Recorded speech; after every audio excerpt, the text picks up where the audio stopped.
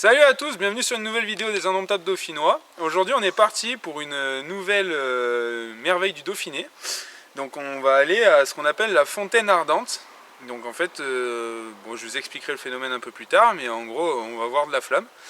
Et bon bah on est sur un circuit qui est très banalisé, qui est très balisé. Et on est au milieu des bois, là on va faire un petit bivouac tranquille pour vous présenter cette petite merveille. Aujourd'hui qui m'accompagne, j'ai amené Arthur, un collègue à moi donc du CrossFit pour ceux qui savent ce que c'est. Et donc on a une passion commune, on aime bien les bois tous les deux. Les bois et la photo, donc bonjour tout le monde, Arthur, voilà, je suis un pote de Jesse du CrossFit.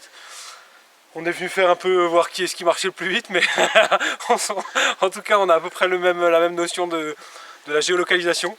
Voilà, belle journée, bossé ce matin, super temps, ça sent bon l'automne et je pense qu'on va passer une bonne petite soirée sympa, bouffe, parler XP, voilà. Comme vous pouvez le voir, le parcours est balisé, donc on est assez... Enfin, c'est vraiment bien guidé quoi. Là, les virages ils sont aménagés avec des petits rondins de bois. Un truc un petit peu plus touristique. Là on est dans un cadre assez sympa. Donc on a le ruisseau qui descend tout le long. Donc on va avoir l'eau pour ce soir. Assez sympa. On vient d'arriver sur le lieu dit de la fontaine ardente. Donc bah, là on n'a pas de flamme. Mais il est dit qu'avec une simple allumette, normalement on peut la faire partir. Et en fait, si on écoute, je pense qu'on peut entendre carrément le... D'ailleurs c'est encore chaud, ceux d'avant ça devait être allumé. Et là on entend les déjections de méthane. Bon bah du coup on va essayer de rallumer ça au fire steel.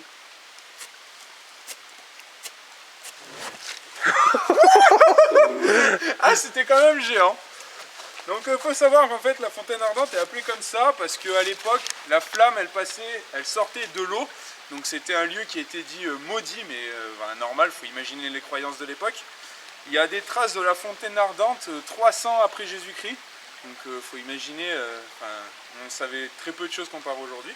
Donc en fait il se trouve que c'est une poche de méthane, alors ils ne savent pas si c'est pétrolifère ou pas, qui est donc sous terre, et il y a un gros gisement, et donc il ressort là. Ah, on est en présence d'une belle flamme, il y a plusieurs personnes qui sont passées qui nous ont dit que la dernière fois la flamme était moins belle. Et normalement apparemment il faut savoir que donc il y a l'eau tout autour et la flamme comme ça sort de l'eau pour refaire comme à l'époque quand elle était dans le ruisseau.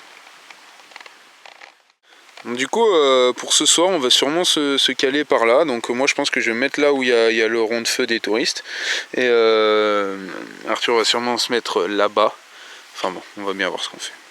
Comme vous le savez, je vous ai proposé plusieurs fois sur le Facebook et sur mes vidéos de tester votre matériel.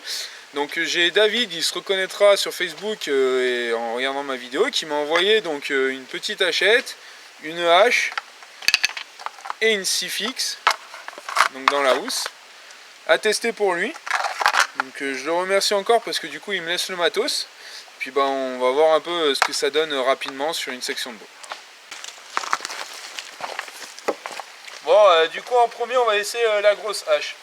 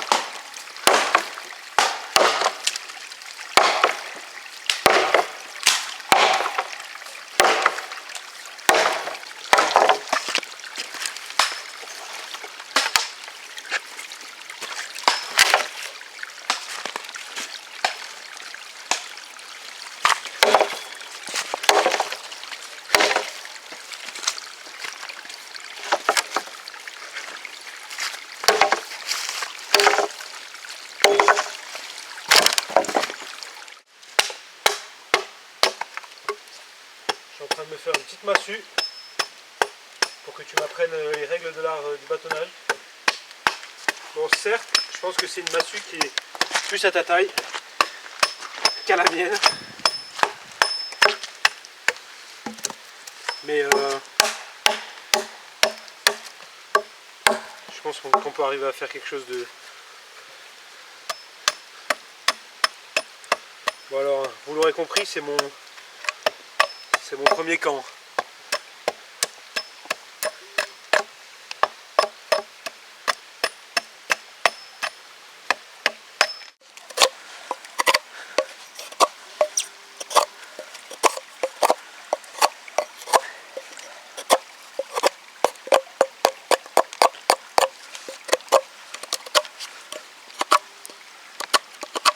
Bon, du coup David, pour ta hache, écoute, ça va le faire, même si franchement, enfin repeint là en vert ou je sais pas, mais le jaune comme ça ressemble à rien quand même, faut le dire. Maintenant, les 2-3 trucs au premier test que je pourrais te dire, c'est bon, elle coupe, mais combien de temps je peux pas te dire. Là, le fil il a déjà ramassé, donc l'acier est vraiment mou. J'ai tapé dans du bois sec, ok, mais le but d'une hache c'est ça, donc ça va être limite. Et le pire c'est, je dirais, ton manche, parce que ton manche j'ai tapé 4 fois avec et je sentais déjà dans la main, donc avec les nervures là on pourrait penser que c'est bien, mais en fait c'est une grosse daube. Pars sur une hache avec manche en bois ou un truc comme ça, ça vaut franchement plus le coup que ta hache. Voilà, donc pour le retour ça le fera, mais franchement si tu peux trouver autre chose, trouve autre chose. Bon, comme tu peux le voir David, on essaye ta hache. Et Arthur qui a moins d'expérience que moi, et ben il a quand même le même ressenti que moi. Pour les mains, ça déboîte très très vite les mains. Moi je veux pas faire partie de la vidéo. Bon, du coup pour ce soir pas besoin d'allumer le feu parce que la fontaine ardente va se charger de nous. Mais bon comme vous avez pu le voir au début de cette vidéo, on l'a quand même allumé au fire steel pour le délire. Maintenant on va essayer tout autour là de monter des cailloux pour pouvoir faire comme un réchaud naturel. C'est quand même un phénomène carrément dingue de voir le méthane comme ça, c'est trop de la bombe. Bon, du coup pour Arthur c'est son tout premier bâtonnage avec son couteau là, et donc il découvre ça lui plaît bien. Ça me plaît bien, il est content. Alors en plus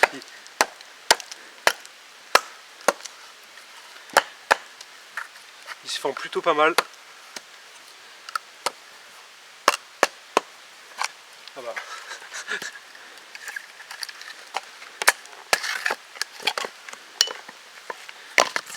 Et voilà. Putain ouais, ça marche bien. Je suis choqué. Premier bâtonnage. Ah, il faut une première atout. Peut-être pas ce que vous avez tous pensé. J'ai 27 ans les gars. Regardez-moi ce beau gosse en puissance.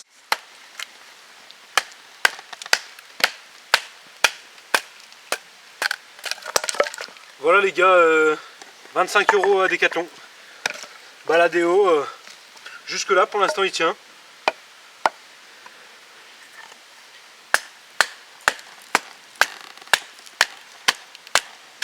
Ça ira mieux quoi. C'est ça. Alors c'est là où il faut faire attention à pas abîmer, émousser la lame sur les cailloux. Mais n'ayant pas de bobillot sous la main.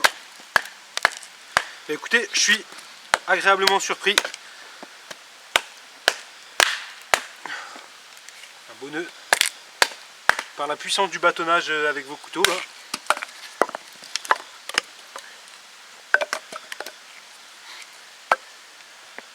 C'est la massue.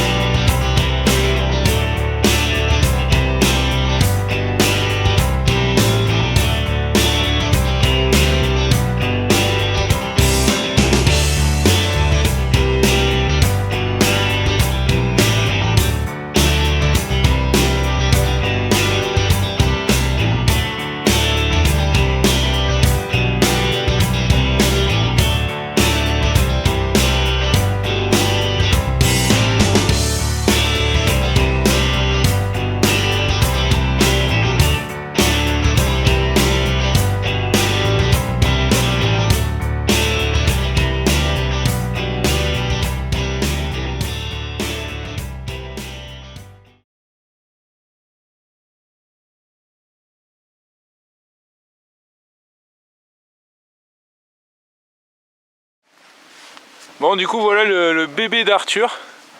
Donc c'est une super tente. Bon, il vous en dira plus dans 2 minutes. C'est quand même volumineux. Moi je pensais que c'était une tente une place, mais en fait c'est une 3 places, donc il y a vraiment de la place. Il y a surtout une super abside. C'est ça l'intérêt, c'est de pouvoir rentrer 3 gars comme Jess. Vraiment le gros avantage c'est ça. Sinon c'est une marque suédoise, donc ils font des aussi bonnes haches qu'ils font des tentes. Donc jusque là c'est au top et ça tient bien le vent en plus. On est parti, on va faire bouillir un peu d'eau là, juste au cas où. Bon, c'est un peu la misère, le trou est pas assez gros, je vais prendre plus bas. Il est mieux ici.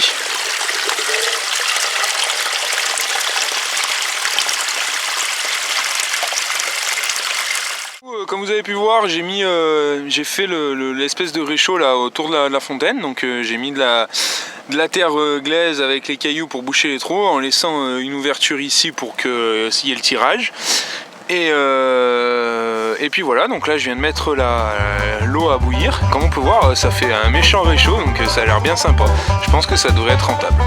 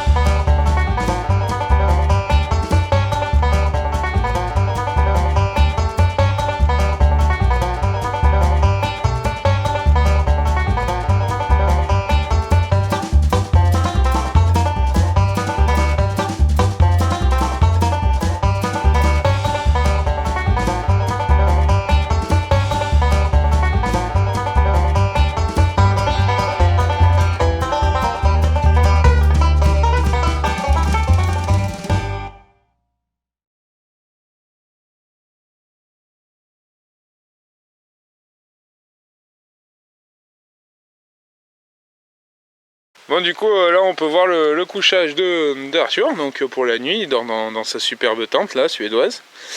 Et moi pour la nuit, donc je dors sous tarp cette nuit. Donc comme d'hab avec mon tarp, je suis venu ultra simple, hein, juste avec le tapis de sol. Donc bon, on peut voir que j'ai une bonne surface. J'ai mis un poteau un peu court, mais bon de toute manière c'est vraiment que pour une nuit, donc ça va être très sympa. Bon, du coup on va tester la scie. Alors je peux déjà vous en parler parce que nous on s'en est servi un peu tout à l'heure. Donc elle marche là, c'est vraiment honnête quoi. Ça fait le boulot que ça doit faire, ni plus ni moins. C'est une coupe en tirant. Et bah voilà, on va vite voir ça.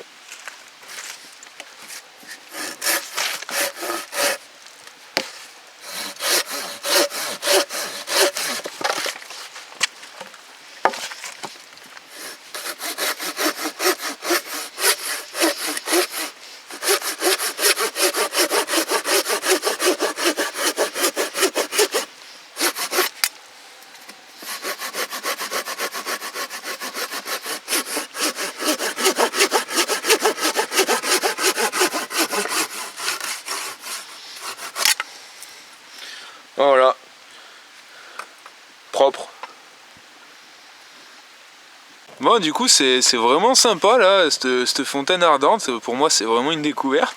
Là, du coup, c'est le premier bivouac de ma vie où j'ai jamais alimenté le feu.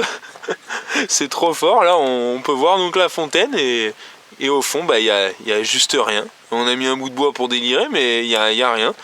Là, le feu jaillit juste par la combustion du méthane et franchement, il fait bon. On a fait bouillir l'eau tout à l'heure, on n'a rien de temps et là en fait bah, on a fait un gros réchaud quoi, ni plus ni moins. Mon système là a plutôt bien marché. On peut voir là que c'est en train de sécher. C'est encore un peu humide à certains endroits mais sinon ça a vraiment fait son office, du coup ça a vraiment canalisé la flamme en haut. Donc ce soir un bivouac pas trop prise de tête pour le repas, alors je vais faire de la purée mousseline quoi, ni plus ni moins. Donc là je fais chauffer l'eau avec le lait et avec ceci nous aurons droit aux petites andouillettes du pays. Il a eu déjà quelques péripéties avec la purée, non, avec le lance de la popote. Bon. Il a une petite dédicace sur le pouce.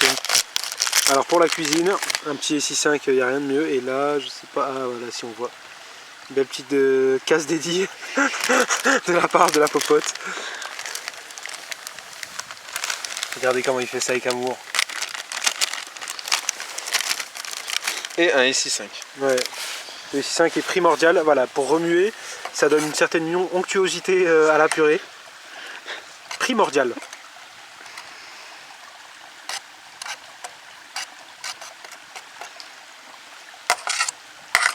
Il faut laisser reposer une petite minute.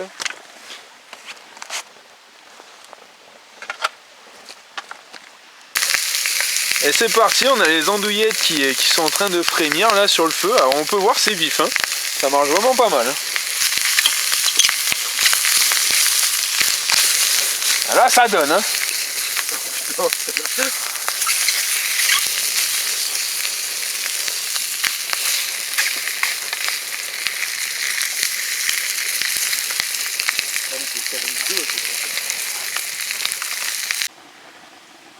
Du coup, comme d'hab, une petite dédicace à tous mes potes, on va se casser la bidasse avec de l'andouillette et de la purée.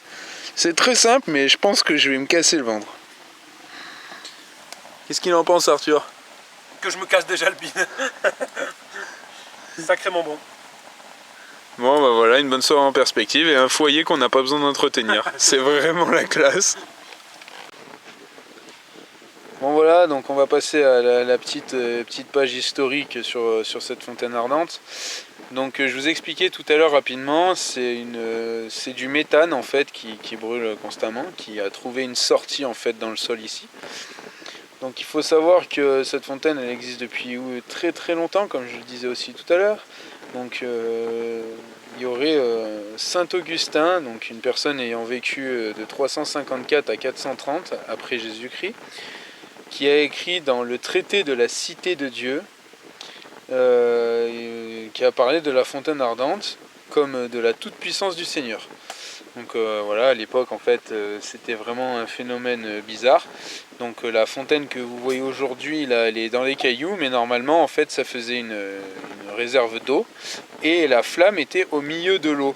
Donc un phénomène quand même inexpliqué, inexplicable et surtout qui pouvait faire penser soit à une manifestation divine, soit à une manifestation diabolique. Derrière ça a tout changé. Ensuite le sol a été, ils ont voulu, monsieur Piré, un ingénieur en 1884 pardon, a voulu faire des travaux pour trouver le gisement de méthane, pensant que c'était un gisement pétrolifère. Et bien sûr ça n'a rien donné, mis à part détruire le sol. Donc pendant plusieurs années à la fontaine en fait il n'y avait plus de fontaine. Il n'y avait plus de méthane qui sortait et puis en gros un petit miracle, ça s'est remis à sortir, alors peut-être par des mouvements de terrain, des choses comme ça. Et du coup maintenant ça fait partie donc, des 7 merveilles du Dauphiné et elle est bien gardée par la commune du Gard. Donc ils ont fait des travaux d'habilitation. Donc là maintenant, passé un temps, ça sortait par un tuyau. Et là maintenant, normalement, c'est dans l'eau. Donc il y a une petite sortie d'eau sur le côté droit. Et normalement, quand c'est la pleine saison, ça devrait être la flamme est dans l'eau. Ça fait remonter les bulles de gaz et tout. C'est très sympa. Voilà, ce sera pour la petite histoire de cette merveille du Dauphiné. C'est la 4e que je vous présente et ben, il en reste plus que 3 dans cette série.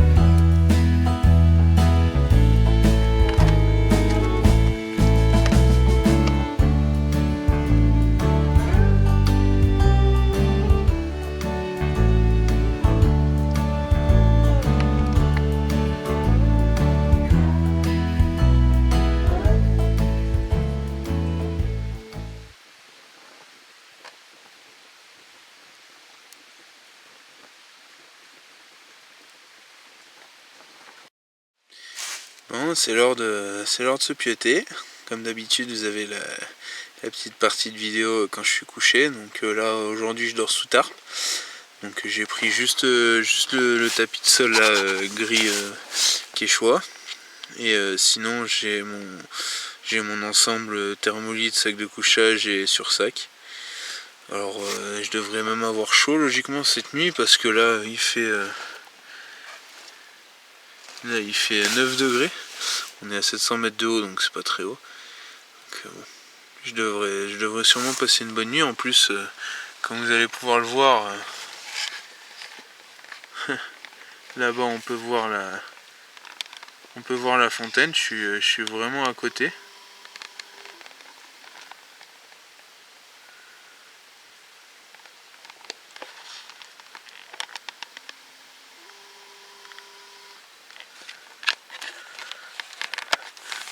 Donc bon, c'est assez sympa. Donc pour ceux qui regardent la vidéo, à tout de suite.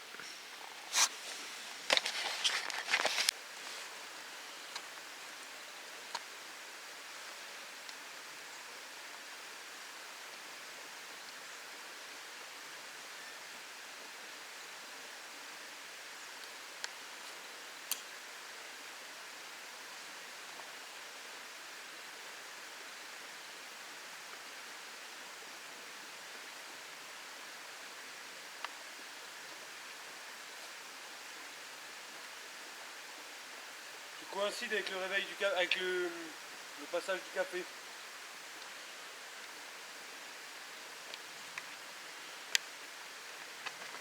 Ouais, Arthur nous a emmené son méga réchaud là en titane et tout. C'est un réchaud MSR, c'est vraiment une tuerie. Et du coup là la partie chauffante en fait c'est un radiant. Donc avec le dessous du gobelet, bah, en fait ça perd pas du tout la flamme. C'est vraiment rentabilisé à fond pour la chauffe. Et du coup bah, il a acheté un kit pour faire le café avec. Donc ça fait cafetière, c'est vraiment génial. En plus ça a l'air d'être vraiment du bon café, il est bien épais. Genre de café qui te remet debout, gringo.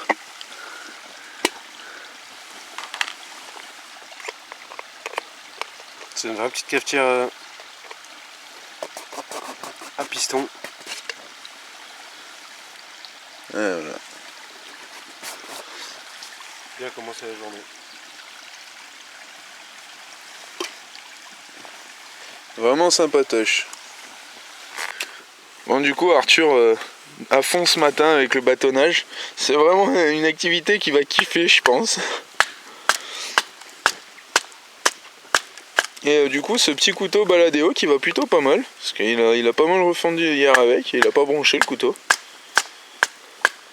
Puis en plus il a une forme assez sympa. Donc plutôt pas mal.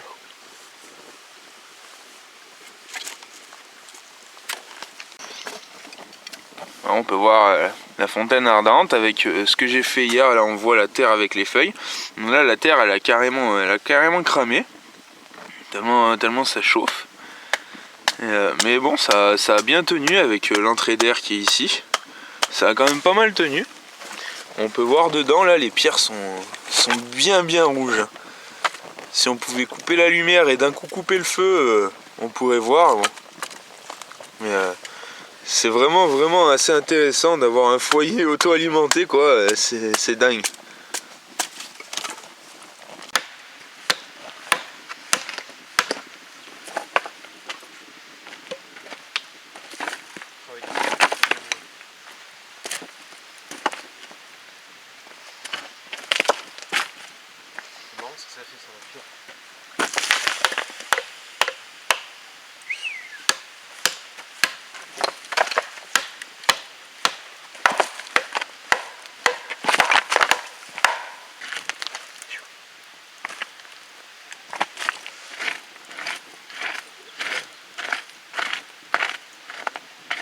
Bon du coup on est en train de ranger là, je suis en train de ranger mes affaires.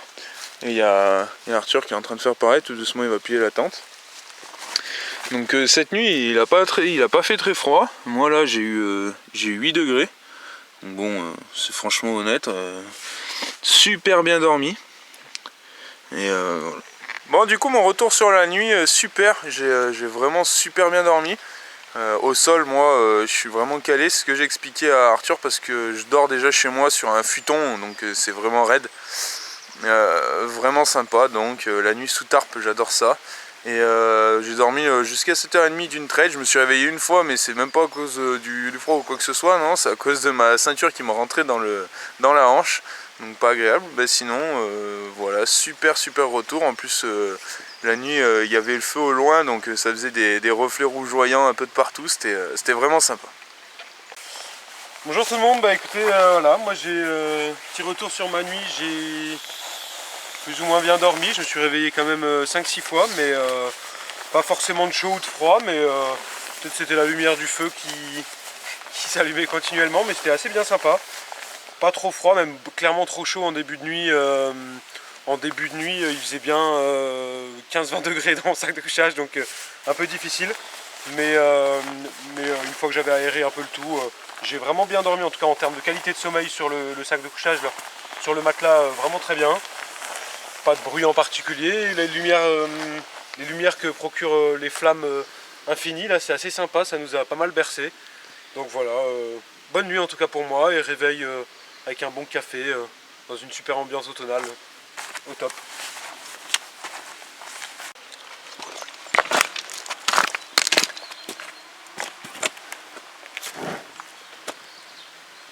On vient de plier le camp, donc là il y avait la tente de Arthur, donc la fontaine, et moi donc j'étais là. Voilà, il n'y a pas de traces, c'est parfait. Bon bah c'est un lieu pour un bivouac qui est quand même, il y a quand même pas mal de gens. Alors moi j'aimerais bien revenir cet hiver quand il y a la neige, je pense que ça peut être vraiment sympa. Et sinon bah vraiment étonné par ce phénomène, sous terre quoi. C'est vraiment sympa.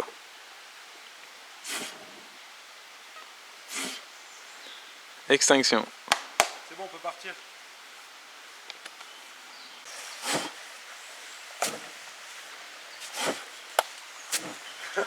C'est trop génial.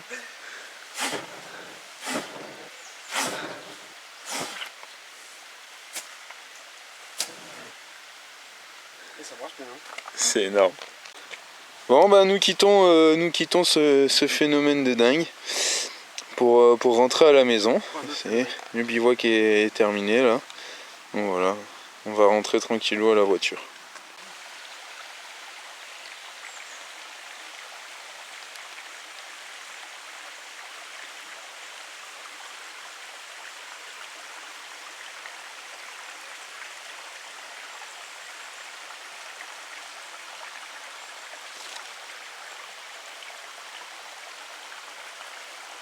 Bon bah du coup fin de ce bivouac là avec Arthur, super rencontre, même si on se connaît un peu du crossfit, mine de on se connaît pas beaucoup donc c'est vraiment sympa. Là bon bah on va se rentrer, vraiment bivouac au top, la fontaine ardente c'est vraiment bizarre, c'est vraiment sympa. Donc au final très bon bivouac et merci à lui et à ciao bye bye. Et ben voilà, petit mot de la fin, super bivouac comme tu le disais à l'instant Jess. Bien dormi, belle rencontre parce qu'effectivement on se connaissait pas beaucoup. Bien bouffé surtout pour la première fois des andouillettes, c'est vraiment pas mal. Petit test de ma tente encore en conditions un peu plus humides, donc ça condense pas trop. Je suis assez satisfait, ça a permis de sortir un peu le matos. Et puis voilà, donc bon dimanche en perspective, on s'est levé tôt, on va bien manger ce midi et on a passé un bon samedi soir. Donc voilà, à la prochaine.